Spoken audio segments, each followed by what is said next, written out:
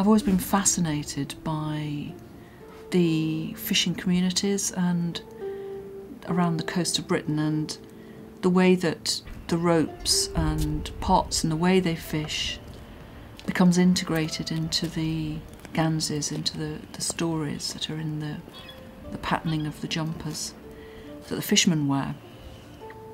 And I've always thought that it was a very relevant piece of social history, really, the development of those patterns and the relationship between the fisher folk and, you know, their work, which is their life. You know, it's not like a job, it's much more than that traditionally.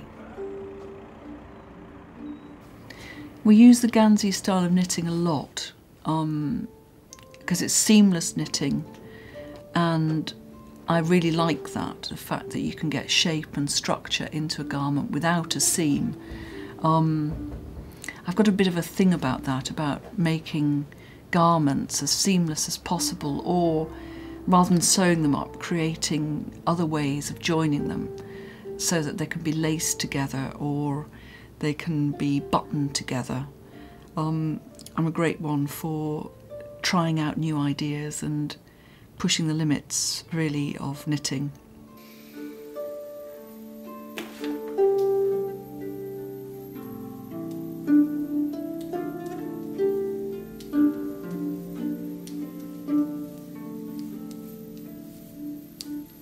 Shawl is Gaelic for sail, and so again I'm kind of going back to the roots of the Gansy and the fishing and sailing and living on Skye.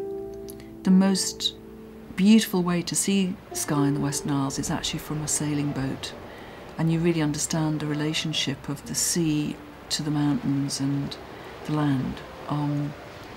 So I wanted to bring that into the collection and have a slightly traditional tunic shape, but very delicately fashioned so that there's a beautiful, it flows down from the top through quite dense Gansy stitches into lace at the bottom, so that it's a very delicate feel to it, a very feminine feel.